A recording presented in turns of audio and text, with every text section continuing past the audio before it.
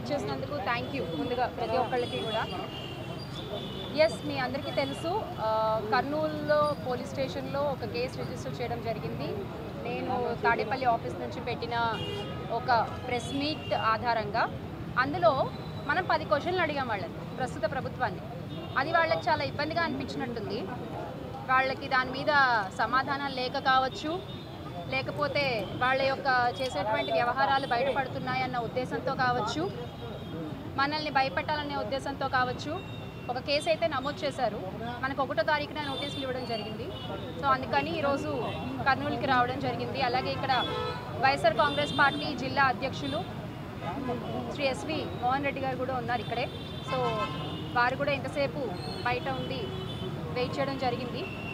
Yes, పోలీసులు కొన్ని ప్రశ్నలు అడిగారు, సమాధానాలు చెప్పాము. ఖచ్చితంగా భయపడకుండా ఈ విషయంలో ముందుకు పోరాటం జరుగుతుంది.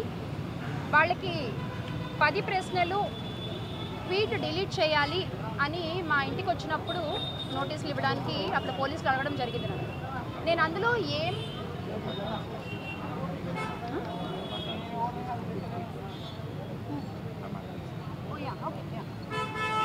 సో వాళ్ళు మా ఇంటికి వచ్చినప్పుడు ఆ ట్వీట్ డిలీట్ చేయాలి అనే ఒక విషయం వాళ్ళు నాకు మెన్షన్ చేయడం జరిగింది. నేను ఆ ట్వీట్ చదువుతాను ఇప్పుడు మీ ముందు.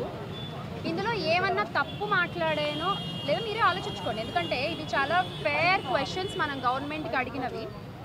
ఇది మన తాడేపల్లి వైఎస్ఆర్ కాంగ్రెస్ పార్టీ ఆఫీస్లో పెట్టిన ప్రెస్ మీట్లో ఒక భాగం ఇది. కర్నూలు బస్ ప్రమాదానికి సంబంధించి దీనికి రాష్ట్ర ప్రభుత్వం సమాధానం ఏమైనా చెప్పగలరా? బూతులు ఏమైనా ఉన్నాయన్న ఇందులో? ఏం లేవు కదా. మద్యం విచ్చలవిడిగా అమ్మడం వల్లే ఈ ప్రమాదం జరగలేదా? మీ విచ్చలవిడి విక్రయాల వల్ల హైవేల్లో మద్యం అమ్మడం వల్ల ఈ ప్రమాదం జరగలేదా? ఇది రాష్ట్ర ప్రభుత్వం బాధ్యత రాహిత్యం కాదా? క్వశ్చన్ చేస్తున్నాం మనం. సమాధానం ఉంటే చెప్పొచ్చు వాళ్ళు. అవి చెప్పకుండా కేసులు పెడుతున్నారు. హైవేకు అత్యంత సమీపంలో మద్యం షాపులను ఎందుకు నిర్వహిస్తున్నారు? 7 గంటలకు 8 గంటల 45 నిమిషాలకు శివశంకర్ అనే వ్యక్తి లిక్కర్ తాగారని చెప్తున్నారు. ఆ సమయంలో తాగితే తెల్లవారుజామున 3 గంటలకు బస్ ప్రమాదం జరిగింది. ప్రభుత్వ వాదన పేలవంగా ఉందా లేదా? ఈ పాయింట్లో ఆ 2 సార్లు షాప్లో లిక్కర్ కొన్న తర్వాత మళ్ళీ మరో చోట లిక్కర్ కొన్నారు. ఆ మత్తు వల్ల తన ప్రమాదానికి గురవడం, దీనివల్లే బస్ ప్రమాదం జరగడం వాస్తవం కాదా? లక్ష్మీపురం బెల్ట్ షాప్ నిర్వహిస్తున్న మాట వాస్తవం కాదా? లక్ష్మీపురంలో ఉన్నది 1 కాదు 2 కాదు, ఏకంగా 3 బెల్ట్ షాప్లు అన్నది నిజం కాదా? రాష్ట్రంలో ములకల్ చెరువులో నకిలీ మద్యం ఘటన బయటపడిన తర్వాత QR కోడ్ తీసుకొచ్చారు. కానీ మీరు విడుదల చేసిన QR కోడ్లో వీడియోలో QR కోడ్ చెకింగ్ చేస్తున్నట్టు ఎక్కడా లేదు. మీరు ఊరికే ఆర్డర్స్ ఇస్తారు, పాటించారా? లిక్కర్ షాపులు నిర్వహించేది గవర్నమెంటే, టీడీపీ వాళ్ళే. బెల్ట్ షాపులు పెట్టి అమ్మే టీడీపీ వాళ్ళే. అలాంటప్పుడు ఎవరు QR కోడ్ స్కాన్ చేస్తారు? ఇవి నేను అడిగిన క్వశ్చన్స్. ఈ క్వశ్చన్స్లో ఏం తప్పు ఉంది? మీ దగ్గర సమాధానం ఉంటే ప్లీజ్ చెప్పండి.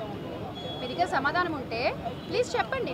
నేను ఒక వైఎస్ఆర్ కాంగ్రెస్ పార్టీ అఫీషియల్ స్పోక్స్ పర్సన్గా ఒక పబ్లిక్ ఇంట్రెస్ట్తో, ఒక రెస్పాన్సిబిలిటీతో మేము పార్టీ తరఫు నుంచి 10 క్వశ్చన్లు మా నాయకులు కావచ్చు, నేను ఆ రోజు పెట్టిన ప్రెస్ మీట్లో కావచ్చు, మిమ్మల్ని అడిగినప్పుడు మీ దగ్గర ఆన్సర్స్ ఉంటే, అన్ని క్వశ్చన్సే కదా, మీరు ఆన్సర్స్ చెప్పండి. వాటికి మీ స్పోక్స్ పర్సన్స్ ద్వారానో లేకపోతే మీ నాయకుల ద్వారానో ఆన్సర్స్ చెప్పించండి. అంతేగాని మీరు కేసులు పెడితే దాన్ని ఎలా అర్థం చేసుకోవాలి?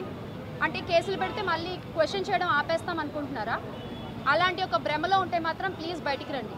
మీరు ఎన్ని కేసులు పెట్టుకున్నా, ఎన్నిసార్లు మమ్మల్ని అటు ఇటు విచారణలకంటూ తిప్పినా, చివరికి తప్పుడు సాక్ష్యాలతో మీరు ఎంత దూరం వెళ్ళినా కూడా మా పోరాటం అయితే ఆగదు. ఖచ్చితంగా వైఎస్ఆర్ కాంగ్రెస్ పార్టీ నాయకులు కానీ, మా పార్టీ సభ్యులు కానీ, మా అందరికీ కూడా స్ఫూర్తి, అబద్ధపు కేసుల మీద ఎలా పోరాడాలి అనే స్ఫూర్తి మాకు మా అధినేత వైఎస్ జగన్మోహన్ రెడ్డి గారే. ఆయన నేర్పించారు. ఆయన్ని చూసి ఆయన ఇచ్చినటువంటి ఆ ధైర్యంతో మేము ముందుకు నడుస్తాము అని మరొకసారి అందరికీ కూడా గుర్తు చేయడం జరుగుతుంది. జోహార్ వైఎస్ఆర్, జై జగన్. పోలీస్ ఇంట్రాగేషన్లో ఏం మాట్లాడారు బయటకు చెప్పకూడదంట. ఎందుకని? వాళ్ళే చెప్పారు చెప్పకూడదని. అది వాళ్ళని అడగండి, నన్ను అడిగితే.